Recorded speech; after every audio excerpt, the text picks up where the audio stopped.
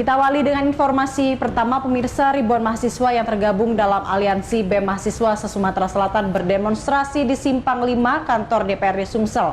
Mereka mendesak agar Presiden Joko Widodo menyatakan menolak penundaan dan perpanjangan masa jabatan Presiden 3 periode.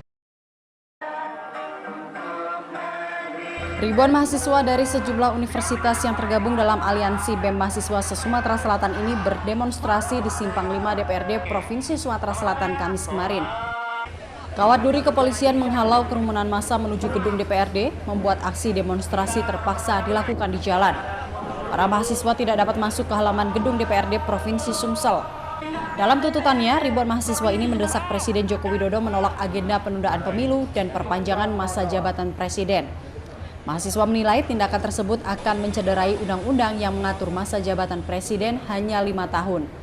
Mahasiswa juga menuntut agar pemerintah memperhatikan rakyat akibat dampak ekonomi, mulai dari pemulihan masa pandemi, kelangkaan minyak goreng, kelangkaan bahan bakar minyak, dan kenaikan PPN dari 10% menjadi 11%.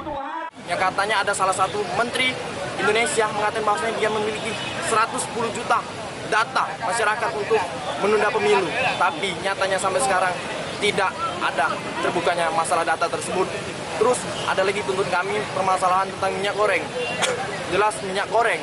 Indonesia ini pernah saya baca bahwasanya Indonesia ini adalah penyumbang separuh dari dunia untuk minyak goreng. Tapi kenapa di Indonesia bisa sampai langka ketika tidak direalisasikannya negosiasi ke gedung DPRD Sumsel membuat ribuan massa memblokir jalan Simpang 5 DPRD Sumsel yang berdampak kemacetan panjang beberapa saat.